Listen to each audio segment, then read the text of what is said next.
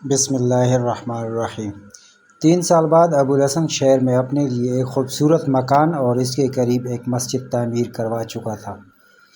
اس کی دیکھا دیکھی اس کے چند ساتھی بھی اس شہر میں آباد ہو گئے۔ 5 سال کے عرصے میں ابوالحسن اور طلحہ کی تبلیغ سے مقامی باشندوں کے چند گھرانے دارِ اسلام میں داخل ہو گئے اور ابوالحسن نے مسلمان بچوں کی تعلیم و تربیت کے لیے ایک مدرسہ تعمیر کر کے درس و تدریس کے فرائض طلحہ کے سپرد کر دیے۔ عبداللہ کی بدولت اس کی تجارت کو بہت فروغ ہوا۔ شادی کے دوسرے سال اس کے ہاں ایک لڑکا اور چوتھے سال ایک لڑکی پیدا ہوئی۔ لڑکے کا نام اس نے خالد اور لڑکی کا نام ناہید رکھا۔ 10ویں سال ایک اور لڑکا پیدا ہوا، لیکن 3 ماہ کی عمر میں والدین کو داغ مفارقت دے گیا۔ جب خالد کی عمر 7 اور ناہید کی عمر 5 برس تھی، سلمیٰ کے باپ نے چند دن موسمی بخار میں مبتلا ہو کر دائی اجل کو لبیک کہا۔ ابوالحسن کو دنیا کی ہر نعمت میسر تھی۔ اس کے پاس مال و دولت کی کمی نہ تھی۔ اسے اپنے بیوی بچوں سے بے تحاشا محبت تھی، لیکن یہ محبت اسے گھر کی 4 دیواری میں پابند سلاسل نہ رکھ سکی۔ وہ قریباً ہر سال فریضۂ حج ادا کرنے کے لیے ایک طویل بحری سفر کی کٹن منازل طے کرتا۔ 5 دفعہ اس نے ایشیائی کوچک اور شمالی افریقہ میں جہاد کرنے والی افواج کا ساتھ دیا۔ ہر بار جہاد اور حج سے واپس آنے کے بعد وہ فنون حرب اور نہ ہی تعلیم میں اپنے بچوں کا امتحان لیتا۔ خالد تیر اندازی، شاہ سواری، تیغ زنی اور جہاز رانی کی تعلیم میں اپنے باپ کی بہترین توقعات پوری کر رہا تھا۔ ناہید 12 سال کی عمر تک تیر اندازی کے علاوہ سرکش گھوڑوں پر سوار ہونا سیکھ چکی تھی۔ پڑھنے لکھنے میں بھی طلحہ کو اس کی غیر معمولی ذہانت کا اعتراف تھا۔ راجہ کے ساتھ ابوالحسن کے تعلقات بہت خوشگوار تھے۔ مہارانی ایک مدت سے سلمیٰ کی سہیلی بن چکی تھی۔ وہ ہفتے میں 1-2 مرتبہ پالکی بھیج کر سلمیٰ اور اس بیٹی کو محل میں بلاتی۔ راجکماری ناہید سے اس قدر مانوس ہو چکی تھی کہ خود بھی کبھی کبھی ابوالحسن کے گھر چلی آتی۔ راجکمار عمر میں خالد سے 4 سال بڑا تھا، لیکن پھر بھی وہ خالد کو ہر بات میں قابل تقلید سمجھتا تھا۔ ایک دن دلیپ سنگھ نے راجہ کے سامنے فنون حرب میں خالد کی غیر معمولی استعداد کی تعریف کی۔ راجہ نے پوچھا، کیا ہمارا راجکمار خالد کا مقابلہ کر سکے گا؟ دلیپ سنگھ نے جواب دیا، مہاراج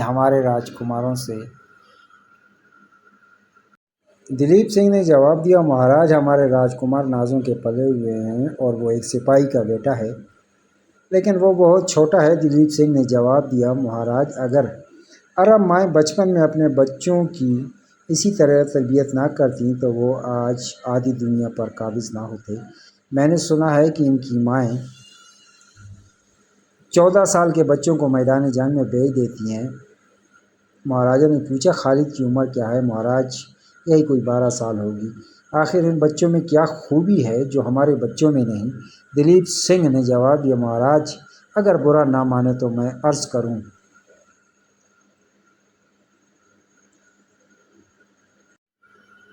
راجا نے کہا، کہو۔ مہاراج، ہم میں سے اور ان میں سے ایک بنیادی فرق یہ کہ ہم بے شمار دیوتاؤں کو مانتے ہیں۔ ان دیوتاؤں کے علاوہ دنیا کی ہر وہ طاقت جو ہمیں خوفزدہ کر سکتی ہے ہمیں دیوتاؤں کا درجہ دے دیتے ہیں۔ مثلاً اگر ہماری زمین میں کوئی دشوار گزار پہاڑ آ جائے تو ہم اپنی قوت تسخیر کے امتحان اسے دیوتا سمجھ کر اس کی پوجا کرنا شروع کر دیتے ہیں، لیکن وہ صرف ایک خدا کو مانتے ہیں اور اس کے سوائے روئے زمین کے کسی بڑی سی بڑی قوت کے سامنے سر جھکانا گناہ سمجھتے ہیں۔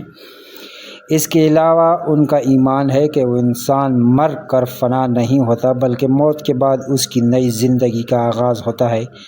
ابو الحسن نے ایک دن مجھے بتایا کہ جب خالد رضی اللہ تعالیٰ عنہ ان کا بہت بڑا سپہ سالار شام کی طرف پیش قدمی کر رہا تھا تو شام کے گورنر نے اسے لکھا کہ تم پہاڑ سے ٹکرا رہے ہو، تمہارے 40,000 سپاہیوں کے مقابلے میں میرے پاس 2.5 لاکھ کی ایسی فوج ہے جو بہترین ہتھیاروں سے مسلح ہے۔ اس کے جواب میں مسلمانوں کے سپہ سالار نے لکھا کہ مجھے تمہاری طاقت کا اندازہ ہے، لیکن تم شاید یہ نہیں جانتے کہ تمہارے سپاہیوں کے دلوں میں جس قدر زندہ رہنے کی آرزو ہے، میرے سپاہیوں میں موت کی تمنا اس سے کہیں زیادہ ہے۔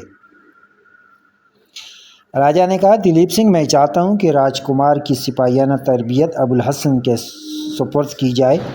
تم اس سے ملو اور اگر یہ خدمت قبول کرے تو ہم اسے ایک معقول معاوضہ دینے کے لیے تیار ہیں۔ دلیپ سنگھ کے کہنے پر ابو الحسن نے راجا کی دعوت خوشی سے قبول کر لی، لیکن معاوضہ لینے سے انکار کر دیا۔ 2 سال کی تربیت کے بعد ابو الحسن نے راج سے کہا، اب آپ کا بیٹا فنون سپاہ گیری میں اس ملک کے بہترین نوجوانوں کا مقابلہ کر سکتا ہے۔ راجا نے پوچھا، میں جاننا چاہتا ہوں کہ وہ تیر اندازی اور شاہ سواری میں خالد کا مد مقابل ہے یا نہیں۔ ابو الحسن نے جواب دیا، خالد نے اس عمر میں تیر و کمان سنبھالا تھا جب آپ کا راجکمار کھلونوں سے دل بہلایا کرتا تھا، اور اس عمر میں گھوڑے کی پیٹھ پر بیٹھنا سیکھا تھا جس عمر میں راجکمار کو نوکر کندھوں پر اٹھائے پھرتے تھے۔ خالد فطرتاً ایک سپاہی ہے اور راجکمار فطرتاً ایک شہزادہ ہے۔ اور راجکمار تیغ زنی میں کیسا ہے؟ وہ خالد سے عمر میں بڑا ہے، اس کے بازو بھی اس قدر مضبوط ہیں۔ میں نے دونوں کا مقابلہ کرا کے نہیں دیکھا، لیکن میرا خیال ہے کہ وہ خالد کی نسبت زیادہ آسانی سے تلوار گھما سکتا ہے۔ راجا نے بیٹے کو بلا کر پوچھا، کیوں راجکمار، تم اپنے استاد کے بیٹے سے تلوار کے 2 ہاتھ دکھانے کے لیے تیار ہو؟ راجکمار نے جواب دیا، نہیں پتا جی، وہ میرا چھوٹا بھائی ہے، اگر میں ہار گیا مجھے شرم آئے گی، اگر وہ ہار گیا تو بھی مجھے شرم آئے گی۔ ابو الحسن کی شادی کو 18 برس گزر چکے تھے۔ خالد کی عمر 16 اور ناہید کی عمر 14 برس تھی۔ خلیفہ ولید کی مسند نشینی کے ساتھ مسلمانوں کی نئی فتوحات کا آغاز ہو چکا تھا۔ ایک دن سندھی تاجروں کا جہاز آیا، ان کے ساتھ عمان کا ایک عیسائی بھی تھا۔ سندھ کے تاجروں نے جزیرے کے عربوں سے ترکستان اور شمالی افریقہ میں مسلمانوں کی شاندار فتوحات کا ذکر کیا۔ عمان کے تاجر نے ان تمام باتوں کی تصدیق کی۔ ابو الحسن اور اس کے چند ساتھی حج کے لیے تیار تھے۔ اب حج کے ارادوں کے ساتھ شوق جہاد بھی شامل ہو گیا۔ راجا باہر سے آنے والے تاجروں کی زبانی نئے ممالک کی خبریں نہایت دلچسپی سے سنا کرتا تھا۔ مسلمانوں کی تازہ فتوحات کی خبر سن کر اس نے ابو الحسن کو بلایا اور مسلمانوں کے خلیفہ اور عراق کے گورنر کو سونے اور جواہرات کے چند تحائف بھیجنے کی خواہش ظاہر کی۔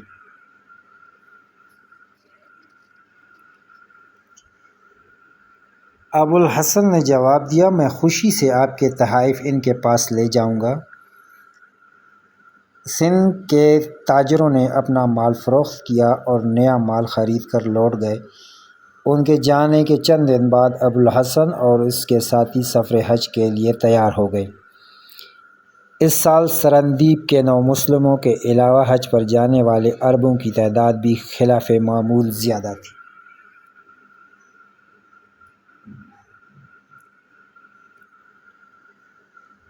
طلحہ اور اس کے علاوہ 3 اور عرب تاجر حج پر جانے والوں کے گھروں کی دیکھ بھال کے لیے پیچھے رہ گئے۔ بعض عرب اپنے کم سن بچوں کو طلحہ کی حفاظت میں چھوڑ کر بیویوں کو ساتھ لے گئے، بعض اپنے اہل و عیال کو گھروں میں چھوڑ گئے۔ ابو الحسن اپنی بیوی اور بچوں کے ساتھ لے جانے کا ارادہ کر چکا تھا، لیکن سفر سے 3 دن قبل سلمیٰ اچانک بیمار ہو گئی اور اسے یہ ارادہ ملتوی کرنا پڑا۔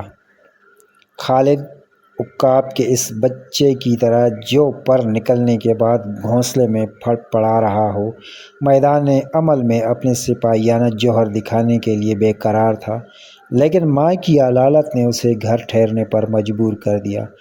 ابوالحسن نے وعدہ کیا کہ واپس آتے ہی اسے عرب کی سیاحت کے لیے بھیج دے گا۔ رخصت کے دن سلمیٰ کو بخار تھا، لیکن وہ انتہائی تکلیف کے باوجود بستر پر نہ لیٹی۔ شوہر کو الوداع کہنے سے پہلے اس نے سراپا التجا بن کر کہا، دیکھیے میں بالکل تندرست ہوں، مجھے ساتھ لے جائیے، اپنے وعدے نہ بھولیے۔ ابوالحسن نے مغموم سا ہو کر جواب دیا، نہیں سلمیٰ، جہاز پر موسمی بخار تمہیں بہت تکلیف دے گا۔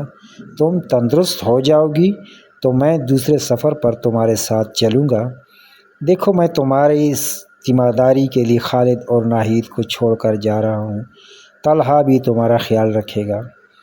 اس نے آنکھوں میں آنسو بھرتے ہوئے کہا، نہیں نہیں، مجھے ضرور لے چلیے، میں آپ کے ساتھ ہر تکلیف برداشت کر سکتی ہوں۔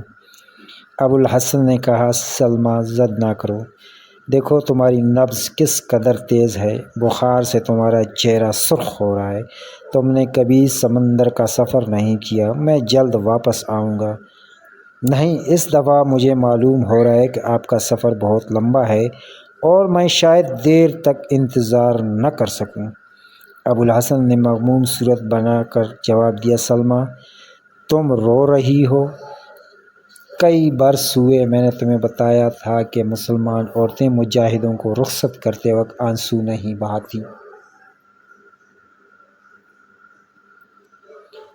ان الفاظ نے سلمیٰ پر جادو کا سا اثر کیا۔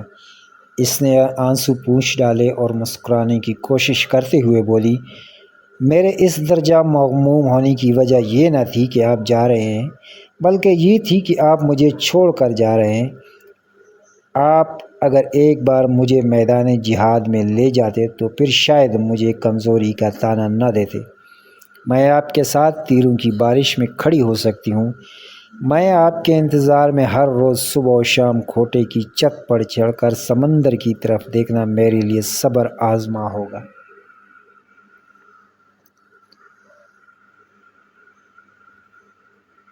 ابوالحسن نے جواب دیا، یہی صبر عورتوں کا جہاد ہے، جو کام مرد میدان میں نہیں کر سکتے وہ عورتیں گھر کی چار دیواری میں بیٹھ کر کر سکتی ہیں۔ عورتیں خالد رضی اللہ تعالی عنہ اور مثنیٰ رضی اللہ تعالی عنہ نہیں بن سکتی، لیکن ان کی ماؤں کا رتبہ حاصل کر سکتی ہیں۔ آج ہمارے سپاہی اپنے گھروں سے کوسوں دور لڑ رہے ہیں اور ان کے عزائم وہ عورتیں بلند رکھتی ہیں جو صبر و استقلال سے گھروں میں ماؤں، بہنوں اور بیویوں کی ذمہ داری سنبھالے ہوئے ہیں۔ ان پر اعتماد کی بدولت ان کے دل میں یہ خیال بے چینی پیدا نہیں کرتا کہ گھر پر ان کے ننھے بھائیوں اور بچوں کا کیا حال ہوگا۔ سلمیٰ تم ہی بتاؤ، کیا وہ سپاہی جسے یہ خیال ہو کہ اس کی بیوی رو رو کر اندھی ہو گئی ہوگی اور بچے گلیوں میں ٹھوکریں کھا رہے ہوں گے، ایک بہادر کی طرح مسکرا کر جان دے سکتا ہے؟ فرض کرو اگر میں نہ آؤں تو عرب کی دوسری ماؤں کی طرح خالد کو جہاد پر رخصت نہ کرو گی؟ سلمیٰ نے جواب دیا، آپ یقین رکھیے، اگر آپ خالد کے لیے ایک برا باپ بننا گوارا نہیں کرتے تو میں ایک بری ماں بننا پسند نہیں کروں گی۔ شام کے وقت ابوالحسن کا جہاز روانہ ہوا۔ سلمیٰ ناہید کے ساتھ چھت پر کھڑی سمندر کی طرف دیکھ رہی تھی۔ سب کے باوجود اس کی آنکھوں میں آنسو آ گئے۔ ناہید نے کہا، امی جان، آپ نے ابا جان سے وعدہ کیا تھا کہ آپ ہمارے سامنے آنسو نہیں بہائیں گی۔ سلمیٰ نے آنسو پوچھتے ہوئے جواب دیا، بیٹی کاش یہ میرے بس کی بات ہوتی، تمہارے باپ کے مقابلے میں میرا دل بہت کمزور ہے۔ سلمیٰ یہ کہہ کر بیٹھ گئی۔ ناہید نے اس کی نبض پر ہاتھ رکھتے ہوئے کہا، امی آپ کو ابھی بھی بخار ہے، آپ بستر پر لیٹ جائیں۔